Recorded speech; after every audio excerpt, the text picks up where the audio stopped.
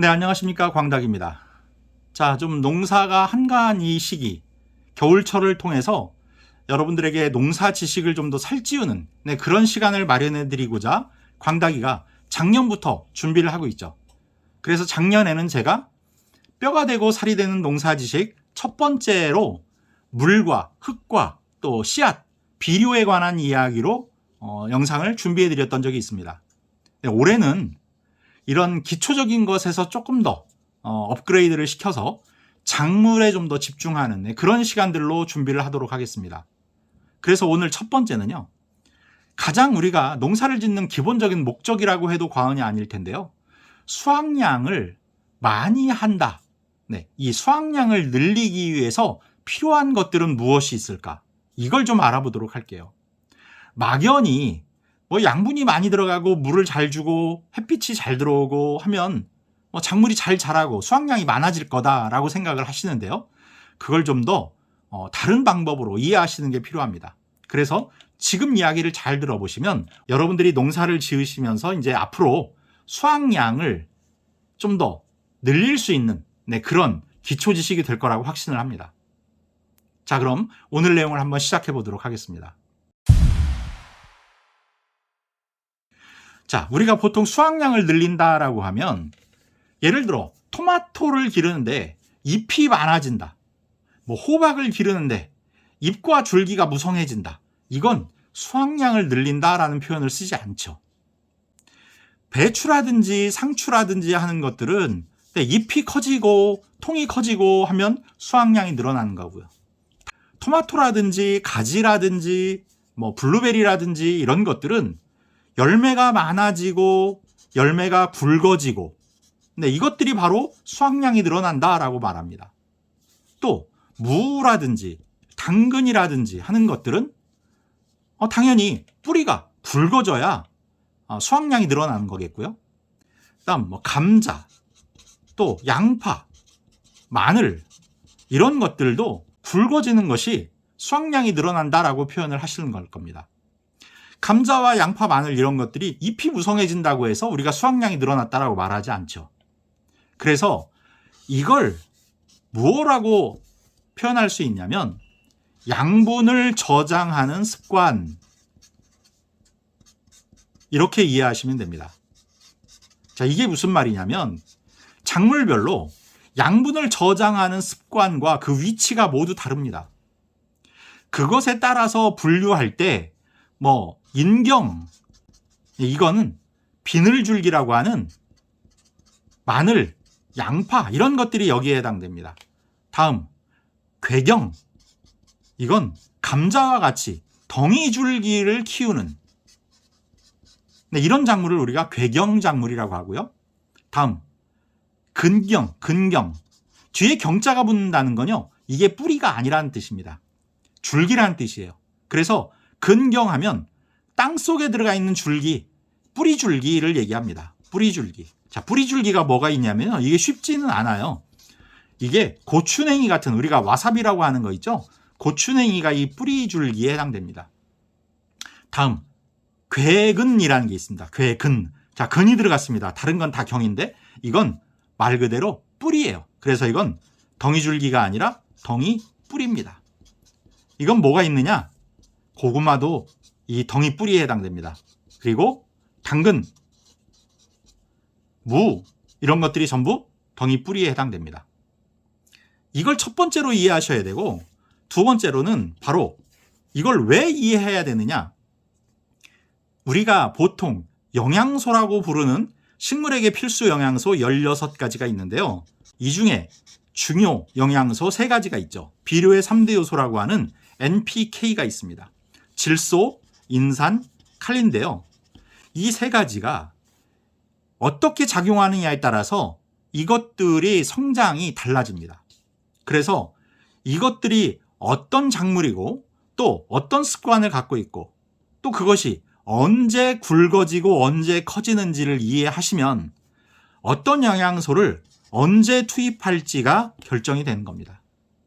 그래서 그 기초로 이렇게 분류가 먼저 필요하다는 거죠. 그럼 지금부터 그 NPK에 대한 공부를 한번 해보도록 하겠습니다.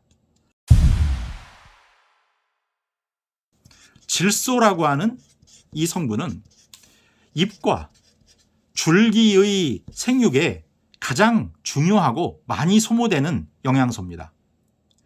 엽록소에도 관여를 하고요. 하지만 무엇보다 중요한 역할은 식물이 생장하고 생존하는 데 있어서 필요한 효소라든지 호르몬이라든지 비타민 등의 주요 성분이 바로 이 질소가 되겠습니다. 이게 결핍이 되면 어떤 현상이 생기느냐? 키가 크질 않습니다. 또 아랫잎부터 노랗게 변해요. 이거 중요합니다. 보통 새로 나온 잎이 노랗게 나온다든지 아니면 잎의 가장자리에서부터 노랗게 된다든지 하면 그건 다른 영양소가 부족한 거예요. 그리고 노화 현상, 즉 오래된 잎이 노래지는 건 이건 질소의 결핍과는 좀 무관하고 그냥 노화 현상입니다. 토마토를 기르는데 나온 지 얼마 안 된 이 아랫잎이 노랗게 변한다. 이건 질소가 부족하다는 뜻이에요. 그러니까 그럴 때는 질소를 투입해 주셔야 하는 겁니다. 그럼 질소가 과잉되면 어떤 현상이 생기느냐? 질소가 과잉되면 첫 번째, 웃자람 현상이 생깁니다. 웃자람 현상이라는 건 뭐냐면 식물은 부피도 커지고 키도 커져야 됩니다. 그런데 부피는 커지지 않고 키만 커지는 거예요. 두께는 커지지 않고. 그렇게 되면 세포가 크기는 커지는데 이 두께가 세포벽의 두께가 두꺼워지질 않습니다. 이게 바로 칼슘의 흡수가 방해받았기 때문이에요. 질소에 의해서. 그럼 세포벽이 얇기 때문에 쉽게 물러집니다. 그리고 외부에서 병원균이 침입하고 벌레가 침입하기가 쉬워요. 그래서 바로 그 두 번째 피해가 병충해에 취약해진다는 겁니다. 그래서 웃자람으로 인해서 이런 여러 가지 안 좋은 현상들이 생길 수가 있어요. 이번엔 인산에 대해서 한번 알아보겠습니다. 이 인산은요, 중요한 핵심 단어 하나를 기억하셔야 됩니다. 탄수화물입니다. 탄수화물의 대사에 중요한 역할을 하는데, 자, 탄수화물이 뭐냐? 작물은요, 기본적으로 물과 탄수화물이 가장 많은 비율을 차지합니다. 열매의 대부분을 이루는 건 탄수화물입니다. 물과 탄수화물이죠. 그리고 이 탄수화물은 단맛을 냅니다. 우리가 밥을 먹을 때 밥을 오래 씹으면 단맛이 나는 이유가 바로 탄수화물 때문입니다. 그것처럼 인이 단맛을 높이고 신맛을 떨어뜨리는 역할을 합니다. 그러면 어디에 꼭 필요할까요? 바로 열매 작물, 과일에 필요한 것이 중요한 것이 바로 인산입니다. 그래서 인산이 결핍되게 되면 꽃이라든지 또는 잎의 광택이 떨어져요. 꽃과 잎의 광택이 떨어진다는 얘기는 수정이 불량해질 수 있다는 얘기입니다. 그리고 줄기도 가늘어지고 질병에도 취약해져요. 또 이게 과다하게 되면 기량작용에 의해서 마그네슘이라든지 철 성분이 결핍이 일어납니다. 자, 그래서 아까 질소는 잎과 줄기 이게 중요하다라고 했다면 인산은 열매에 중요하다 이렇게 이해하시면 편합니다. 자, 마지막 칼리 알아보겠습니다. 이 칼리는요, 부르는 이름이 좀 다양합니다. 가리라고도 하고 칼륨이라고도 합니다.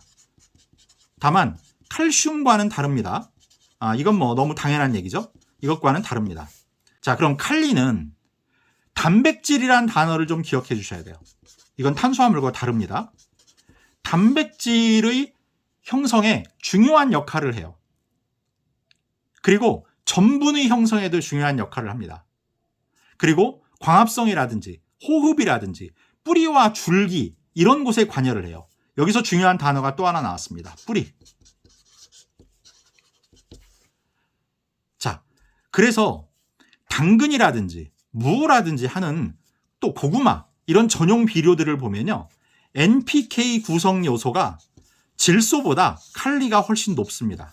아니면 이게 같은 비율로 구성이 돼 있거나, 보통 복합 비료는요, 이 질소의 비율이 가장 높습니다. 그런데 이런 뿌리 작물에는 보통 칼리의 비율이 가장 높거나 혹은 동등하게 이루어져 있어요. 자, 그러면 이 칼리는 한마디로 뿌리라고 기억하시면 좋습니다. 그러면 이제 정리가 됐습니다. 질소는 잎과 줄기, 인사는 열매, 칼리는 뿌리. 이렇게 이해하시면 좀 더 편합니다. 물론 중복되는 부분이 없지는 않아요. 하지만 편의상 이렇게 기억하시면 좋다는 겁니다. 자, 그래서 우리가 아까 말씀드렸던 대로 우리가 기르는 작물이 어떤 작물인지를 이해하셨다면 그것이 비대해져야 될 시기에 그에 맞는 양분을 공급해 주는 것이 중요하겠죠. 그리고 또 하나 중요한 게 바로 시기입니다. 예를 들어 당근과 무 같은 건 처음부터 뿌리가 자라는 게 아니에요. 처음에는 잎과 줄기가 자라야 합니다. 그러다가 어느 시점이 되면 뿌리가 굵어지기 시작해요. 이때 칼리가 공급되는 게 중요하죠. 또 열매인 경우에 처음에는 잎과 줄기, 가지가 잘 자라야겠죠. 그러다가 어느 시기가 되면 꽃이 피고 열매가 달리고 해야 됩니다. 그리고 열매가 커지고 그 시기에 인산의 역할이 중요한 거죠. 이 질소는 생애 전반에 있어서 고르게 공급되는 게 중요합니다. 그래서 성장이 중간에 끊어지지 않도록 하는 게 중요해요.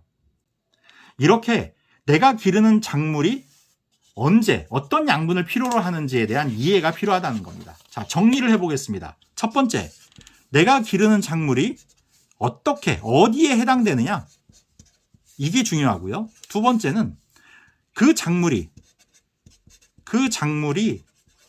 언제 양분을 집중시키느냐, 즉 뿌리면 뿌리, 열매면 열매, 이게 언제 필요하냐는 거죠. 세 번째, 그러기 위해서 어떤 영양소가 투입돼야 되느냐, 이 세 가지를 이해하시고 농사를 지으시면 여러분들의 작물의 수확이 달라질 수밖에 없어요. 그냥 뭐 오늘도 복합비료, 내일도 복합비료, 모레도 복합비료 이러면 작물이 잘 자라질 못해요. 대표적으로 질소가 과다하게 계속 들어가잖아요. 그럼 작물은 영양 성장에만 집중합니다. 영양 생장에만 집중하다 보면 꽃을 피우고 열매를 키우는 생식 성장에 소홀해져요. 그렇게 되면 수확량이 감소하는 거예요. 그럴 때는 거기에 맞는 영양소를 투입해 줘야 되는 겁니다. 자, 이렇게 해서 기본적으로 여러분들이 수확량을 늘리시기 위해서 필요한 세 가지 걸 알아봤습니다. 이것들을 참고하셔서 이번에 앞으로 농사를 지으실 때 여러분들의 농사 지식이 좀 더 풍성해져서 수확량이 부쩍 늘어나는 그런 결과가 나올 수 있기를 바라도록 하겠습니다. 자, 그러면 다음 시간에 더 알차고 풍성한 내용으로 여러분들을 찾아올 걸 약속드리면서 오늘은 여기서 마치도록 하겠습니다. 자, 구독, 좋아요, 알림 설정 부탁드리면서 인사드리겠습니다. 감사합니다.